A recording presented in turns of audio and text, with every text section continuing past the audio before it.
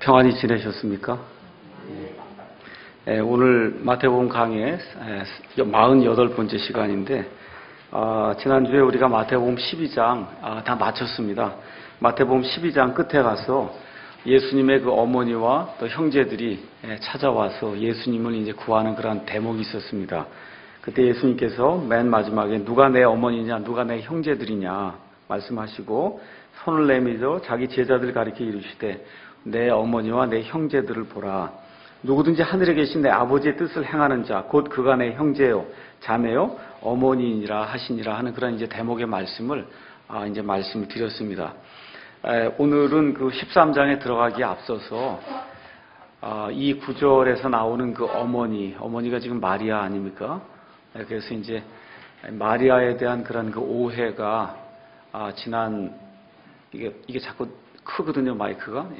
지난 한 1500년 이상 보통 우리가 이제 기독교계라고 얘기하는데, 우리가 기독교는 영어로 크리스티애니티 그렇게 얘기하고 기독교계는 크리스텐덤 그렇게 얘기합니다. 왕국할 때 그 덤을 붙여서 크리스텐덤. 그래서 기독교계라고 얘기할 때는 하여튼 뭐 예수님을 그리스도라고 부르는 건 다 들어가는 거예요. 심지어 몰몬도 있고 안식교도 있고, 그 중에 이제 대표적인 게 이제 천주교. 이건 크리스텐덤이에요. 크리스티애니티가 아니고. 그래서 그 기독교계라고 얘기할 때 가장 큰 어떠한 그 종파나 아니면 그 단체가 이제 천주교회를 들 수가 있습니다. 그래서 천주교에서 가장 중요한 그 내용이 마리아를 이제 숭배하는 겁니다. 물론 그 사람들은 이제 마리아에게 숭배하는 게 아니다 이제 그렇게 이야기하지만, 실질적으로 마리아 이제 숭배하는 것이 천주교회의 아주 기본이 되는 그러한 그 사상입니다. 그래서 오늘은 그 예수님의 어머니에 대한 그 잘못된 그런 생각이 왜 들어오게 됐고, 그래서 그것이 이렇게 기독교의 모습을 가지고 이 땅에 이제 정착을 하게 되었는가, 이왕 여기 그 예수님의 어머니와 그 형제들 또 자매들 그 이야기가 나오기 때문에 잠깐 말씀을 드리고, 그리고 13장을 시작하겠습니다. 왜 이렇게 말씀을 드리냐 하면, 천주교회가 성경 말씀을 따라서 요한계시록에 있는 그 말씀을 따를 것 같으면은 앞으로 이제 천주교회가 급부상을 하게 됩니다. 그래서 지금도 우리나라에 뭐 기독교계 하면 이제 천주교하고 이제 기독교가 있는데, 옛날에는 뭐 지금도 마찬가지고 우리 기독교가 인구가 훨씬 많아요. 그럼에도 불구하고 여러분 뭐 부활절이다 크리스마스다 하면 꼭 신부가 나와서 미사하는 것부터 먼저 해주고 그 다음에 이제 이렇게 가거든요. 그게 이제 우리나라만 그런 것이 아니라 원래 이 미국이라고 하는 나라 자체도 기독교에서 출발이 됐어요. 그래서 천주교회라고 하는 것 자체를 인정을 하지 않는 그런 그 베프티스트들, 우리 침례교 이제 선조들, 이런 분들이 장로교 중에서도 뭐 캘빈주의하고 이런 분들은 아주 천주교하고는 아주 벽을 쌓은 그런 사람들인데, 이런 분들이 천주교의 그 국가교회 시스템을 이렇게 배척을 하고 그거가 싫어서 나와서 미국에서 지금 새로운 신교, 새로운 그런 국가를 이제 구성을 했거든요. 이제 그런 상황이기 때문에 처음에 무슨 뭐 천주교에 어떤 교리가 들어간다든지 하는 건 있을 수가 없었어요. 근데 지금은 이제 상황이 역전이 돼서 특별히 남미에서 들어오는 그런 그 불법 이민자들이 이제 수가 많아지기 시작하고 이렇게 하다 보니까, 또 이제 천주교회가 돈이 많고 해서 로비를 굉장히 많이 합니다, 미국에. 이제 이렇게 하다 보니까, 로비를 많이 하고 하다 보니까 미국에서도 이제 뭐 거의 자타가 공인하는 기독교계의 첫 번째 가는 게 이제 천주교회가 그래도 한 200년 사이 이제 그렇게 지금 변해 가고 있어요. 이것은 이 요한계시록에 기록이 되어 있는 적그리스도의 때가 오기 전에 전 세계에 나타나게 될 그런 종교적인 현상입니다. 그래서 전 세계적으로 천주교회, 교황, 그 다음에 마리아와 아기 예수를 섬기는 이와 같은 그 이교도들의 그한 그 믿음 체계가 전 세계적으로 흥황하게 돼 있습니다. 그리고 예수님을 믿는 그런 사람들은 상대적으로 수가 줄어들게 돼 있고, 그래서 원래 마틴 루터의 종교개혁 1517년 그 사건으로 인해서 천주교회가 완전히 붕괴될 뻔하다가 로열라라고 하는 그런 사람에 의해서 제수이트파가 만들어지고, 그래서 반종교 개혁이 이루어지고 이러는 가운데 천주교회가 슬금슬금 이렇게 이제 올라오기 시작하면서 1800년대 이제 들어가면서 아예 천주교의 성경 텍스트가 우리 이 킹제임스 성경 다수 사본에 근거한 그런 그 사본의 그 텍스트보다 더 좋다고 하는 그와 같은 이론까지 등장을 하면서 심지어 성경 문제도 지금은 천주교 성경 텍스트하고 그 다음에 기독교 성경 텍스트하고 이렇게 갈등을 일으키는 그러한 시대인데 어느 게 이길 것 같아요? 숫자적으로는 천주교가 이깁니다. 그래서 대부분의 지금 미국 교회뿐만 아니라 한국의 개혁성경뿐만 아니라 공동번역 이런 모든 게 다 천주교 본문에 근거한 그런 성경입니다. 그래서 앞으로 이런 일들이 계속해서 그쪽 진영은 더 흥황하게 되고 믿음대로 살고 하나님의 주신 그런 말씀대로 살려고 하는 사람은 점점 줄어드는 그와 같은 시대가 우리 앞에 이제 열리게 됩니다. 그래서 왜 그런 일들이 발생하는가 이런 걸 성경적으로 조금 살펴볼 그런 필요가 있고 또 천주교의 그 마리아 숭배에 대해서 천주교인들에게 물어보면 절대 숭배 안 한다 그래요. 근데 실질적으로 가서 보면 그게 빠지면 천주교회가 형성이 안 됩니다. 천주교회가. 그래서 마리아 숭배에 대해서 오늘 나온 김에 잠깐 설명을 하겠습니다. 먼저 천주교회라고 하는 것은 바빌론 신비 종교가 지금 이 시대까지 전달이 된 게 천주교 체제예요. 바빌론 신비 종교. 여러분이 성경을 가서 이렇게 보시면 성경의 첫 책이 창세기입니다. 맨 마지막 책이 요한계시록이에요. 그래서 첫 책과 마지막 책이 이렇게 대칭을 이루고 있어요. 대칭을. 그래서 처음에 생명나무에 들어가는 걸 하나님이 막아놓으시죠. 그렇죠? 사람이 죄를 범한 이후에 그 다음에 나중에 요한계시록에 가면 생명나무에 참여하게 하나님이 이렇게 만들어주시고 그렇죠? 그 다음에 이제 에덴 동산 이것이 이제 없어져서 쉽게 얘기하면 천년왕국과 같이 하나님의 의와 평강이 거하는 그러한 땅이 에덴 동산 이때 이제 없어지게 되거든요. 창세기에서. 근데 여러분이 새하늘과 새 땅이 이루어지기 전에 이 땅에 1000년 동안 에덴 동산에서의 그런 그 모습이 부활이 다시 이제 되는 게 요한계시록에 이제 기록이 되어 있습니다. 자, 이러는 가운데 창세기에서 등장하는 게 하나님을 대적하는 바빌론 신비 종교가 이제 등장을 해요. 그래서 바빌론이 이제 등장을 합니다. 근데 여러분이 가셔서 요한계시록 끝에 가서 보시면 거기 음녀 바빌론 체제가 나오면서 음녀 바빌론 체제가 완전히 멸망당하는 그와 같은 기사가 이제 그 안에 기록이 돼 있어요. 그러니까 창세기 사건과 딱 대칭이 되면서 창세기에서 잃어버리거나 창세기에서 뭐가 막아놓은 것이 요한계시록에 가면 다시 회복이 되고 막아놓았던 것이 다시 이렇게 열리는 그런 일들이 이제 이 성경 안에 기록이 돼 있습니다.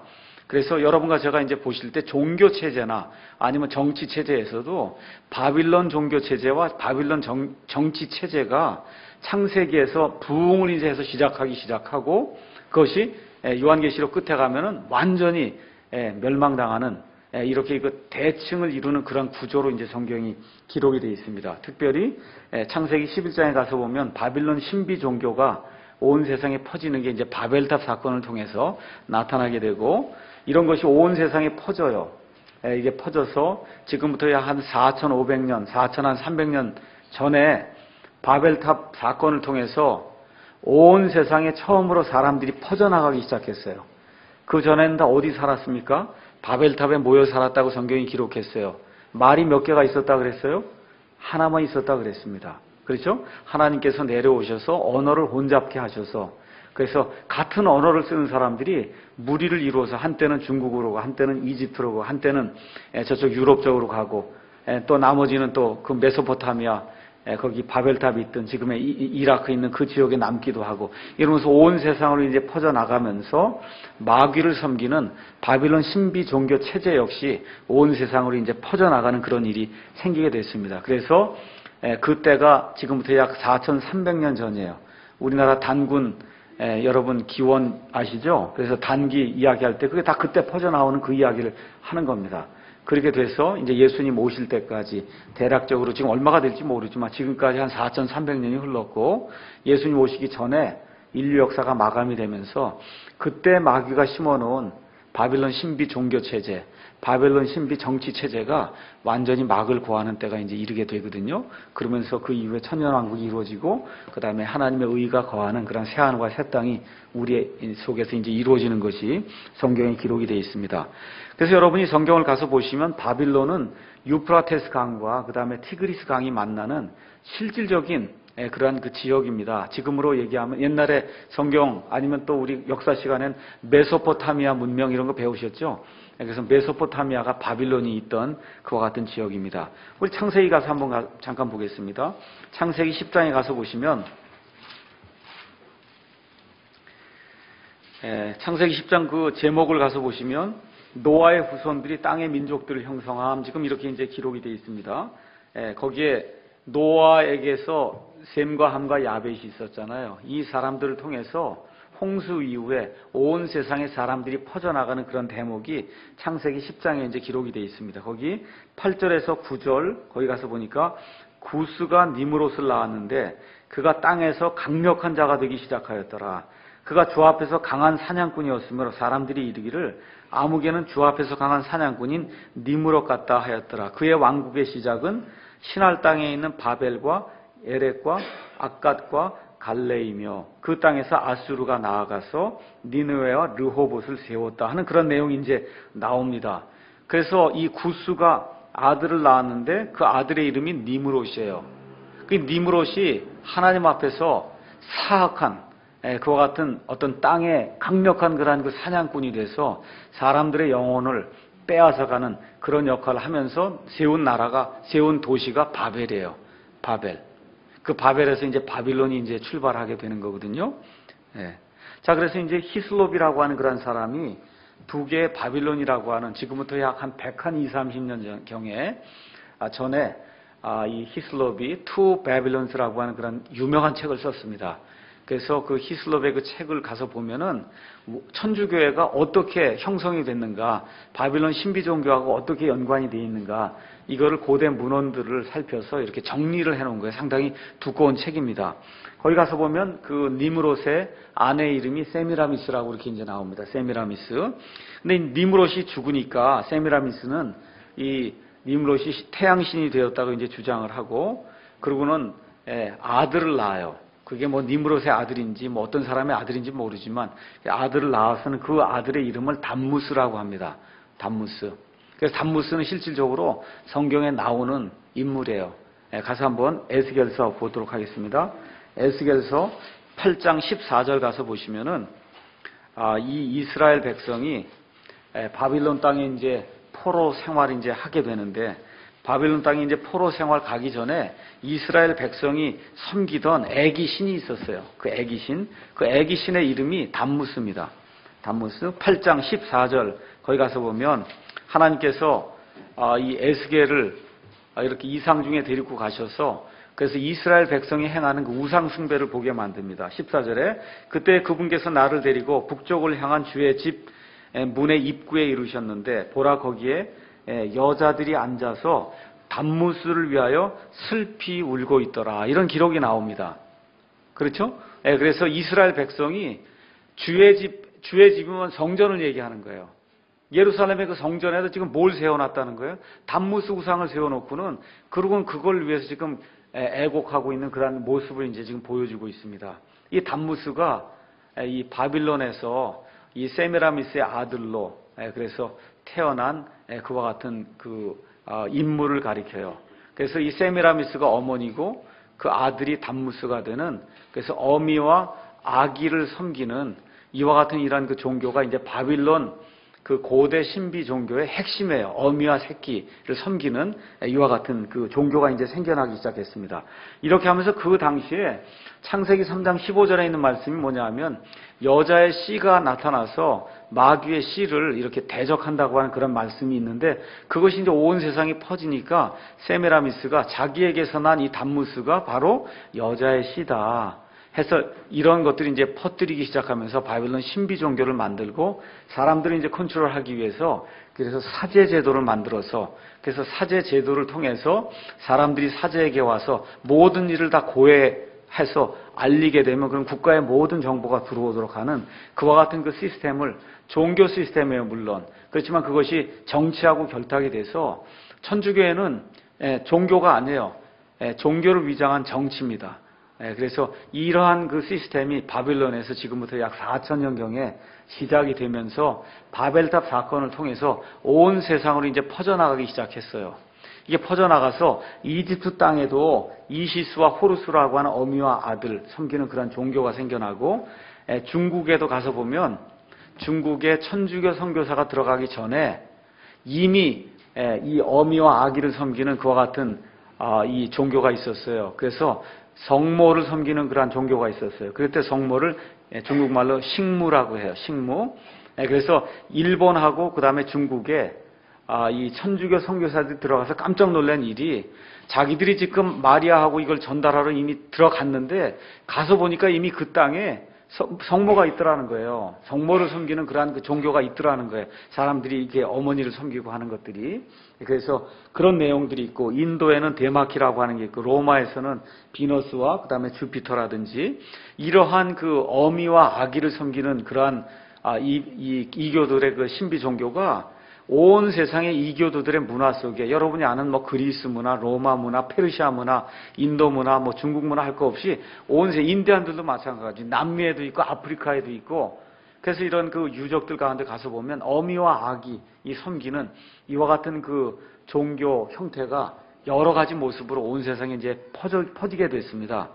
이스라엘에서도 이러한 것이 이제 퍼져서 아까 말씀드린 담무스를 섬기는 그런 것도 있었고, 그 다음에 사사기 2장 13절 거기 가서 보시면은 이스라엘 백성이 2장 13절 거기 가서 보면 그들이 주를 버리고 바알과 아스다로스를 섬기니라 이렇게 되어 있어요. 바알은 남자신을 이야기하고 아스다로스는 여자신을 이야기해요.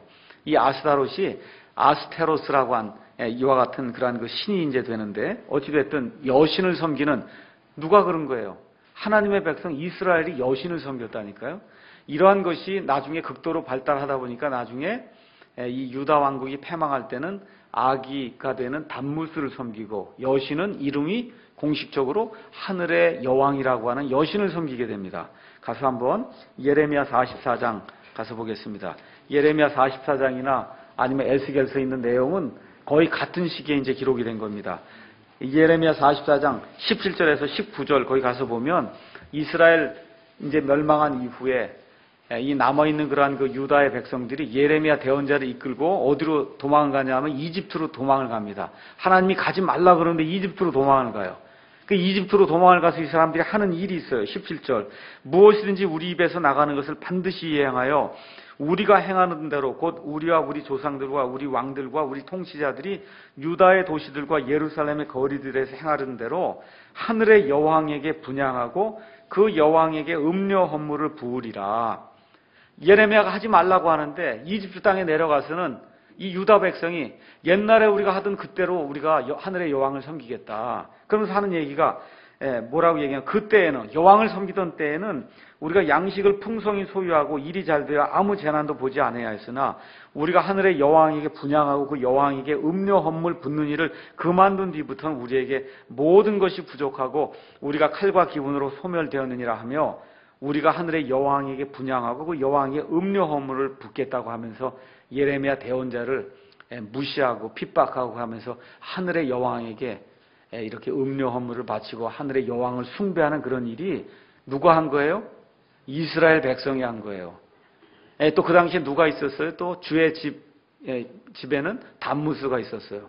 그러니까 담무스를 섬기고 이렇게 그 여신을 섬기는 그런 일이 이스라엘 백성이 바빌론의 포로 생활 가기 전에 그때 이렇게 극심하게 있었다는 겁니다. 무슨 이야기인지 이해하시겠죠?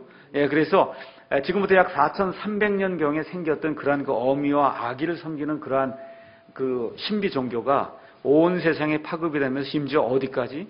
이스라엘 백성에게까지 이렇게 이제 전달이 됐습니다. 자, 그래서 이제 예수님 오실 때까지 이교도들의 그 뭐라 그럴까? 종교의 그 핵심이 어미와 아기를 섬기는 거예요. 어미와 아기를. 이런 가운데 예수님이 태어나고 기독교가 이제 흥황하기 이제 시작을 했잖아요. 박해를 받으면서 기독교가 이제 점점 불어나기 시작을 하니까 여러분이 잘 아시다시피 AD 313년에 우리가 밀라노 칙령을 통해서 콘스탄틴 대제가 기독교를 공인했다 하는 그런 내용으로 이제 우리가 역사에서 배웠잖아요. 근데 그 기독교 공인에 있어서 중요한 포인트가 있어요. 그건 뭐냐 하면 여러 지방의 이교도들이 우리가 이제 로마 제국을 형성해서 사는데 로마가 이제 있고 여기 속국으로 이렇게 여러 나라들이 있는데 이 나라들이 이 정치와 종교가 하나가 돼야만 그래야 이 나라가 흥황할 수 있지 않냐. 그러니까 정치는 로마가 이게 다스린다고 해도 우리 믿음 체계가 이게 다르면은 이게 나라가 하나가 될 수 없다. 그렇게 되니까 우리가 모든 걸 다 허용할 테니 한 가지 우리에게 좀 허락을 해라. 그건 뭐냐면 우리가 공통적으로 섬기는 게 어미와 아기다. 어미와 아기. 이걸 섬기니까 이거를 기독교 공인을 하면서 같이 이렇게 할 수 있도록 그렇게 만들어 달라. 그런 내용이 이제 올라온 거예요. 그렇게 되니까 이제 이 콘스탄틴이라고 하는 사람이 나라를 어떻게 하든지 하나로 만들어서 여러분이 알고 계시는 팍스 로마나라고 얘기하죠. 로마의 평화. 이 로마의 평화를 제국에 가져와야 되겠는데 지금 그 일을 이루기 위해서는 뭘 허락해 줘야 돼요? 어미와 아기 섬기는 거를 허락해 달라니까 이게 허락이 안 되면 종교가 통일이 안 되니까. 그래서 나온 게 뭐예요? 그럼 기독교에서 어미와 아기로 만들어줄 수 있는 그게 있냐는 거죠. 찾아보니까 또 뭐가 있어요. 정확하게. 마리아와 아기 예수가 딱 그렇게 이제 부합이 되잖아요. 이렇게 돼서 마리아와 아기 예수로 그게 둔갑을 하게 된 겁니다. 기독교의 탈을 쓰고. 이렇게 되니까 전 로마 제국이 다 뭘 섬기는 거예요? 어미와 아기를 섬기고 기독교의 탈을 쓴 사람들은 그걸 뭐라고만 부르는 거예요. 그거를 아기 예수와 마리아라고 이렇게 부르는 그러한 그 로마 카톨릭 교회라고 하는 이런 타락한 교회가 이제 형성이 되기 시작해서 그게 AD 313년부터 시작이 돼서 물론 흥황하게 된 건 AD 600년 넘어가면서부터 시작이 돼서 1517년 종교개혁 뭐 조금 더 지날 때까지 그난 1000년 동안 온 세상이 어미와 아기를 섬기는 그와 같은 문명으로 바뀌게 된 겁니다. 그래서 우리가 지금 유럽을 가리켜서 뭐 기독교 문화가 찬란한 그런 뭐 나라다. 이건 기독교 문화가 아니에요. 뭐로 말씀하시되 천주교 문화가 찬란한 그런 나라들이 유럽에 있는 나라들입니다. 이 기독교 문화가 아니에요. 뭐예요? 천주교 문화예요.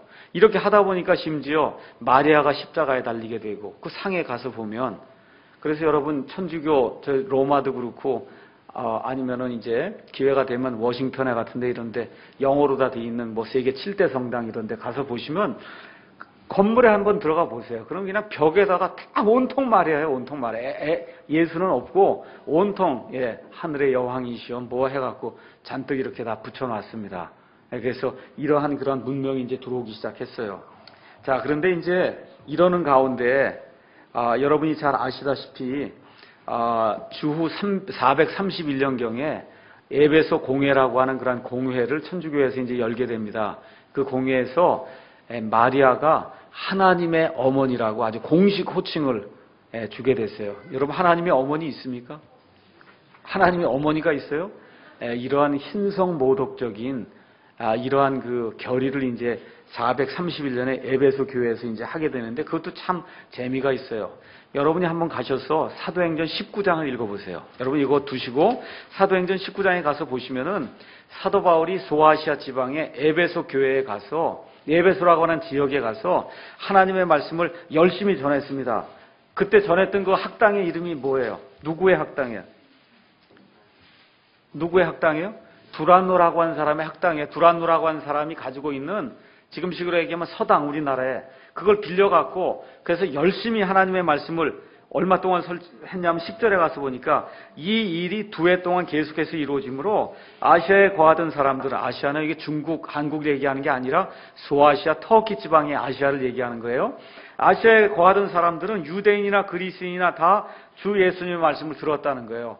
하나님 말씀이 얼마나 흥왕했든지 하여튼 터키 지방에 거기 있는 사람들은 하나님 말씀을 다 들을 정도로 에베소 지역에서 하나님 말씀이 흥왕하게 됐어요. 이렇게 되니까 문제가 생겼어요. 어떤 문제가 생겼냐? 에베소에는 세계 7대 불가사의가 있어요. 그 당시에. 세계 7대 불가사의 중에 하나가 뭐냐면 다이애나 신전이에요. 다이애나. 아시겠습니까? 세계 7대 불가사의니까 얼마나 신전이 컸으면은 사람들이 지금의 역사가들이 그런 신전을 사람이 지을 수가 있겠냐 해서 그걸 세계 7대 불가사의 하나로 만들 정도로 그렇게 큰 신전이 있었어요. 에베소에.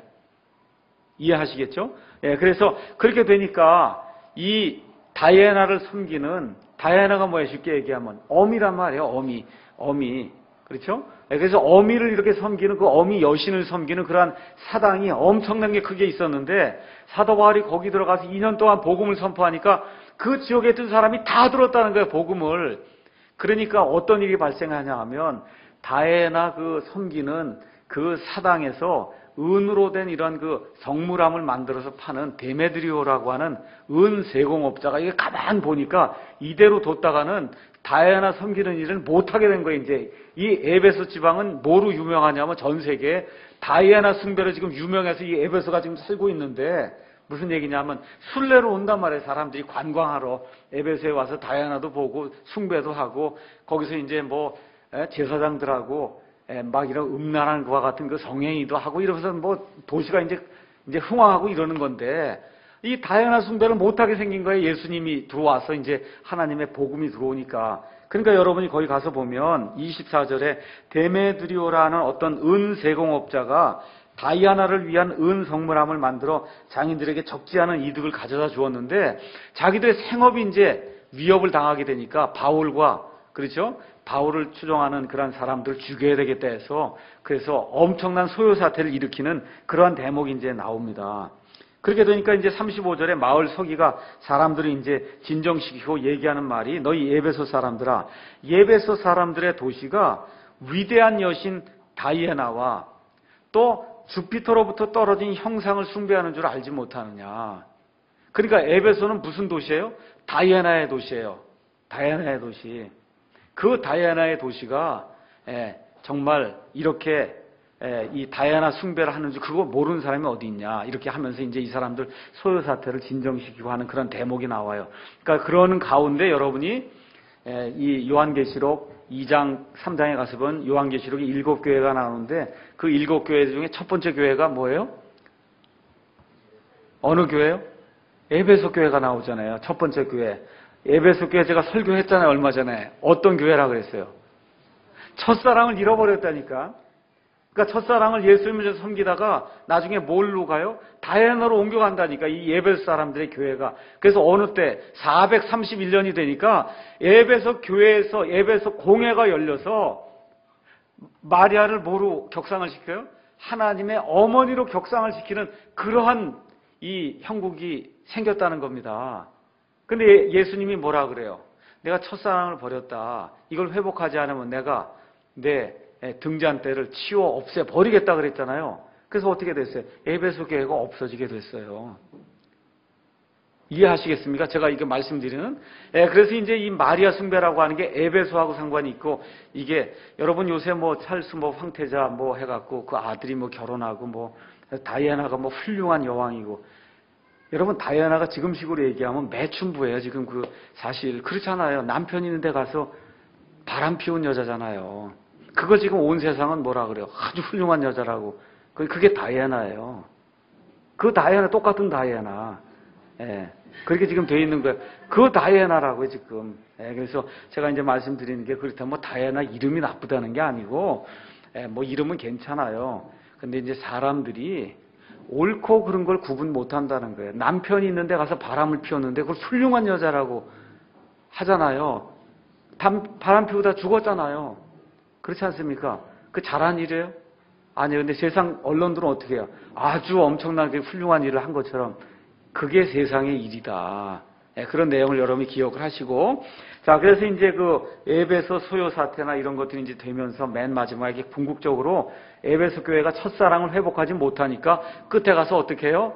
마리아를 쉽게 얘기하면 다이애나를 하나님의 어머니로 격상을 시키는 그런 일이 어디서 발생해요? 에베소 지역에서 이제 발생했다는 겁니다.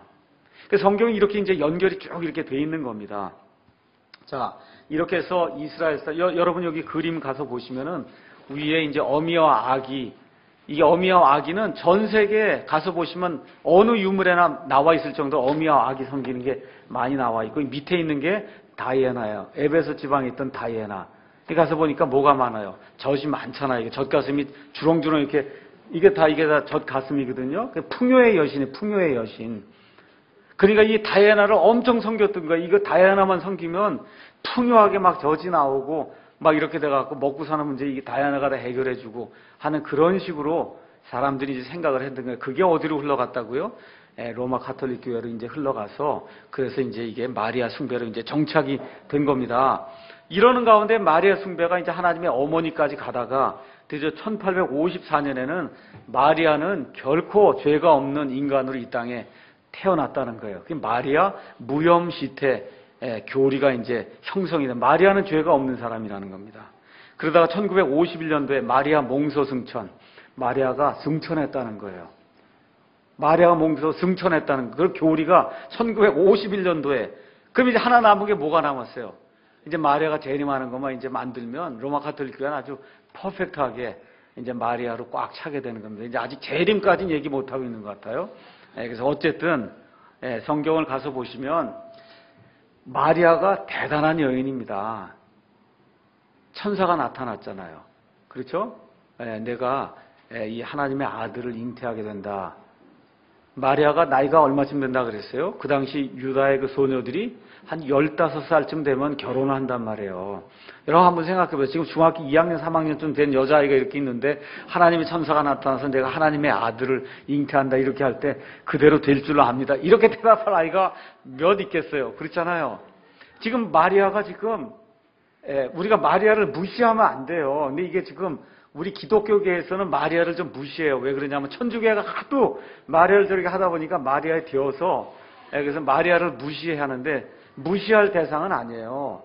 어쨌든 마리아의 몸을 통해서 구원자 예수님이 나셨으니까 마리아가 중요한 그런 인물이죠. 그런데 마리아가 죄 없는 인간은 아니라는 거예요. 죄가 있어요. 그렇죠? 그래서 마리아가 누가복음 1장 46절 47절에도 가서 보시면 그럼 어떻게 해야 돼요? 구원자를 필요로 하는 그런 인간이다. 자기 자신이 고백을 합니다. 또 예수님도 절대로 마리아가 죄 없다고 이야기한 적도 없고 성경 전체를 가서 봐도 어느 누구가 마리아에게 가서 무릎 꿇고 기도했다는 그런 대목도 없고. 그래서 여러분이 이제 왜 그러면 그렇게 마리아를 섬기느냐? 이 천주교의 주장은 그거예요. 가나의 혼인잔치가 열렸는데 그렇죠? 포도주스가 다 떨어졌다는 겁니다. 그랬더니 사람들이 포도주스가 다 떨어졌습니다. 그랬더니 어머니도 얘기하잖아요. 그렇죠? 포도주스가 다 떨어졌다. 그렇죠? 그랬더니 여자야 제가 무슨 상관이 있습니까? 그렇죠? 그랬더니 마리아가 가서 이제 그걸 다 준비해라 이렇게 해서 이렇게 포도주가 이제 만들어졌다는 거죠. 그 사람들 주장이. 그러니까 뭐냐 하면 이 아들에게 직접 간청을 하면 안 들어준다는 거예요. 천주교에서는. 그래서 이 자비로우신 어머니를 통해야 그래야만 하나님이 이 간청을 들어준다는 거예요. 그게 가나의 혼인잔치가 또 엄청 중요한 거예요. 이 천주교에서는 가나의 혼인잔치. 그래서 여러분이 천주교 이런 그 사당을 가서 보시면 잔뜩 마리아만 있고 이제 천주교 이제 그 중에 이제 큰 사당이 이제 워싱턴에 있는데 그 워싱턴에 거기 가면은 예배당이 있어요. 그 안에 쑥 들어가 보면 저 앞에 엄청나게 큰 천장에다 거긴 뭘 그려놓는다고요. 우리 교회 이 천장의 반 이상이 되는 게 아주 엄청나게 무서운 분이 한 분 거기 그려져 있어요. 부처처럼 생긴 게. 그게 예수님이에요. 아주 엄청나게 무섭게 그려놨다고. 알겠죠? 마리아는 이렇게 애기 안고 상냥하게 그려놓고. 그래서 다가갈 수가 없는 거예요. 다가갈 수가 없어요. 이 무서운 예수님께는 다가갈 수가 없어. 누구를 통해서만 가야 돼요? 마리아를 통해서만 가야만 이 무서운 분이 들어준다는 겁니다. 그게 이 천주교 마리아 그 숭배의 뭐랄까 핵심 그런 요소예요. 그러니까 천주교의 마리아는 항상 아기 예수예요. 천주교의 예수는 항상 아기 예수예요. 아기 예수는 저희하고 엄밀하게 이렇게 이야기할 때 상관이 있어요? 없어요. 우리하고 상관 있는 예수님은 30살쯤 되셔서 그렇죠? 완전한 그런 인간으로 십자가를 지시고 피를 흘리실 수 있는 그런 분이래야 우리하고 상관이 있고 우리를 완전하게 해주시는 그러한 예수님이지. 그 엄마 품속에 있는 아기는 아무 소용이 없어요. 사실은 물론 자라서 나중에 이렇게 되는 거지만 엄밀한 의미로 품속에 있는 아기 예수님은 우리하고 상관이 없습니다. 천주교는 매일 그것만 얘기하는 거예요. 예수님은 아기 품속에 있고 어머니 마리아가 몽땅 다 하는 이러한 시스템이 그게 천주교의 시스템입니다. 그래서 이제 그런 거 정도 조금 이해를 하시면은 다른 사람들에게 가서 이게 이렇게 된 거다. 이렇게 좀 이렇게 이야기를 해줄 수 있을 겁니다. 자, 그러면 마태복음 13장으로 이제 잠깐 넘어가서 마태복음 13장이 성경에서 좀 이해하기가 어려운 그러한 그 장입니다. 이 안에 이제 지금까지 우리가 하늘의 왕국에 대해서 이제 배웠는데 그 하늘의 왕국이 이런 그 신비스러운 형태로 들어가는 그런 내용이 이제 이 안에 기록이 돼 있다 보니까 이게 좀 이해를 하기가 좀 어렵고 사람들이 좀 혼동을 좀 일으킵니다. 그래서 이 13장을 잘 이해를 하셔야 돼요. 자, 그럼 13장 이해를 하기 위해서 12장까지의 내용, 특별히 12장의 그 내용을 제가 먼저 잠깐 설명을 하겠습니다. 자, 12장까지 예수님이 누구에게 지금 오셔서 지금 말씀하시는 거예요? 이스라엘 백성에게 뭐로 오셨어요? 왕으로, 메시아로 오셨죠? 뭘 주러 오셨어요? 하늘의 왕국을 주러 오셨어요. 그렇죠? 그래서 하늘의 왕국을 지금 땅에 세워서 메시아 왕국을 이렇게 세우려고 지금 예수님이 오셔서 내가 메시아라고 하는 걸 확증해 주시기 위해서 구약시대 여러 대언자들이 이야기했던, 그렇죠? 이 메시아에 대한 그런 그 대언을 다 성취해 가면서 기적들을 보이고 이적들을 보이고, 그렇죠? 메시아라고 하는 걸 확증해 주는데 이스라엘 백성이 믿습니까? 안 믿습니까? 안 믿어요. 안 믿고는 여기 12장에 가서 보니까 또 뭐라 그래요? 오히려 바알세붑을 통해서 마귀들의 통치자, 쉽게 얘기하면 마귀들의 통치자 사탄을 통해서 마귀들을 내쫓는다 그러고, 쉽게 얘기하면 예수님이 마귀 들렸다 그러고, 지금 그렇게 지금 이야기하는 대목이 나옵니다. 맞죠? 이러는 가운데 우리 예수님께서 드디어 12장에 가서 보니까 예수님이 어떤 말씀을 이제 해주시냐면 12장에 17절에 가서 보니까 대언자 이사야를 통해 말씀하신 걸 성취하려 합니다. 쭉 내가 택한 나의 종 쭉 얘기하면서 그가 이방인들에게 공의를 베풀리라. 그는 다투지 아니하며 외치지 아니하리니, 쭉 얘기하다가 20절에 가서 승리에 이르기까지 하리니, 22절에 이방인들이 그의 이름을 신뢰하리라.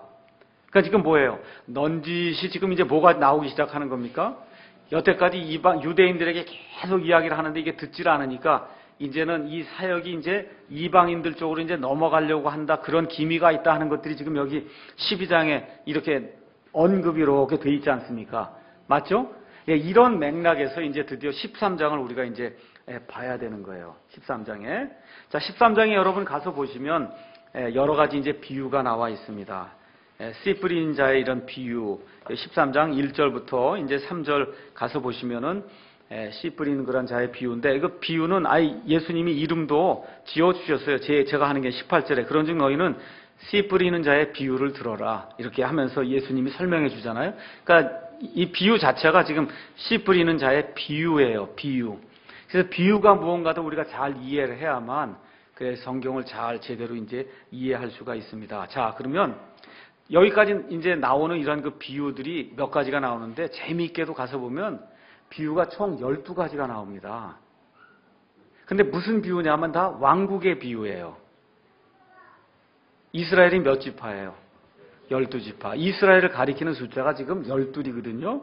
근데 재미있게도 예수님이 이 마태복음과 이렇게 쭉 얘기하실 때 비유가 나오는데, 그 비유가 왕국과 관련돼서 12가지가 나와요.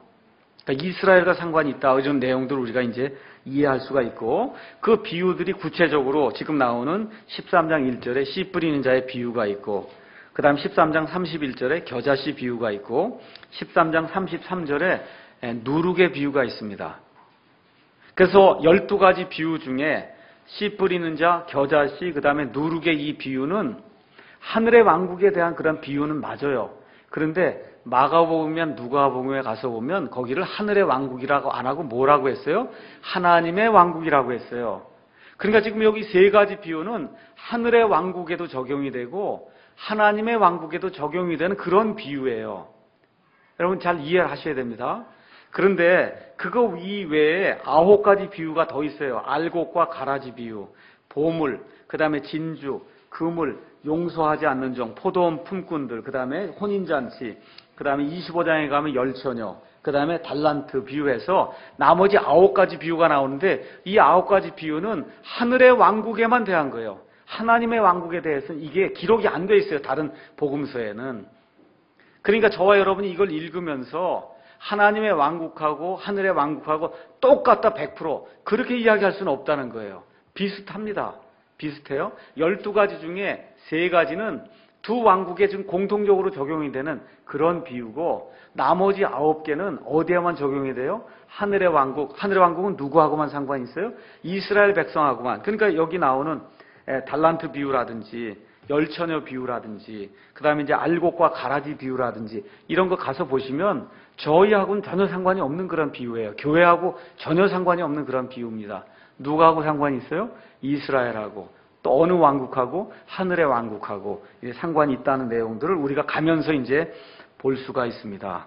자, 먼저 그러면 13장 처음에 나오는 씨 뿌리는 자의 그 비유를 이제 살펴보겠습니다. 여러분이 잘 아시다시피 씨 뿌린 자가 이제 씨를 뿌리러 나가서 4절 뿌릴 때 더러는 길가에 떨어짐에 날짐승들이 와서 그것들을 먹어버렸고, 더러는 흙이 많지 않은 돌밭에 떨어짐에 흙이 깊지 아니하므로 곧 싹을 내나 해가 돋은 뒤에 타서 뿌리가 없으므로 시들어버렸고, 더러는 가시나무 사이에 떨어짐에 가시나무가 돋아나 그것들을 숨막히게 하였느니라.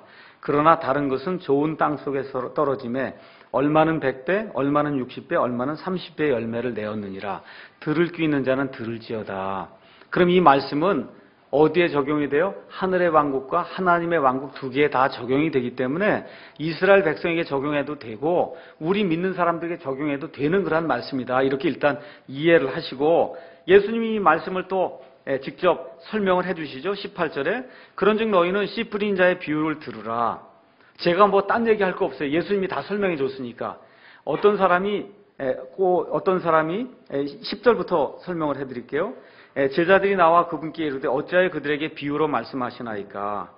그러니까 왕국의 신비를 아는 것이 너희에게는 허락됐는데 그들에게는 되지 않았다. 이런 말씀을 이제 쭉 이야기해 주시고, 그 다음에 이제 그 씨 뿌리는 자가 그리스도고 씨가 하나님의 말씀이다. 이런 말씀 이제 해주시는데 19절 가서 보니까 어떤 사람이 그냥 말씀을 듣는 겁니까? 아니면 무슨 말씀이라고 그랬어요?